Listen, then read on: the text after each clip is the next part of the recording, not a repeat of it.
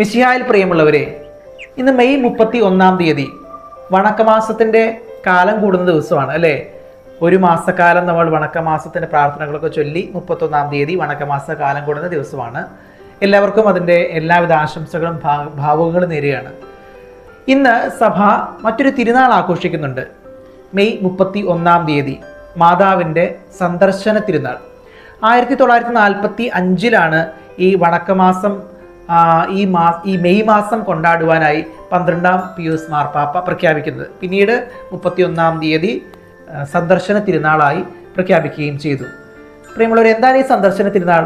മറിയം ആരെയാണ് സന്ദർശിച്ചത്? നമുക്കറിയാം, എലിസബത്തിനെയാണ് മറിയം സന്ദർശിച്ചത്.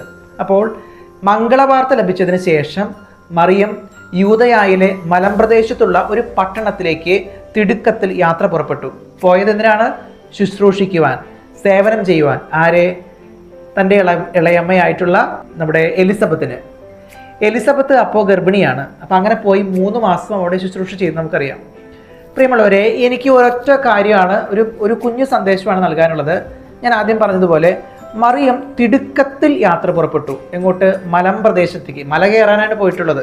വെറുതെ സമതലമല്ല, ഇത്തിരി ബുദ്ധിമുട്ടുള്ളൊരു പണിയാണ് അത്. അപ്പോൾ അങ്ങോട്ട് കയറിപ്പോവുക, മല കയറിപ്പോവുക എന്നുള്ളത് ഒരു ഗർഭിണിയായ, അതായത് മംഗളവാർത്തയ്ക്ക് ശേഷം പരിശുദ്ധ അമ്മ ഈശോയെ ഗർഭം ധരിച്ച സമയമാണ്.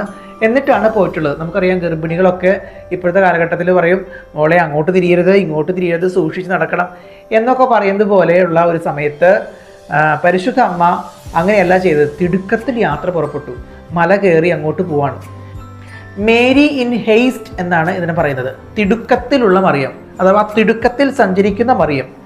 എന്തിനാണ് ഈ തിടുക്കം കൂട്ടുന്നത്? നമുക്കറിയാം, ഹേസ്റ്റ് മേക്ക് വേസ്റ്റ് എന്ന് കേട്ടിട്ടുണ്ട്. അതായത് തിടുക്കം കാണിച്ചു കഴിഞ്ഞാൽ ഒക്കെ കൊണ്ട് കുളവാക്കും, നശിപ്പിക്കും എന്നുള്ളത്. പക്ഷെ ഇത് ആ തിടുക്കമല്ല. എന്ത് തിടുക്കമാണ്?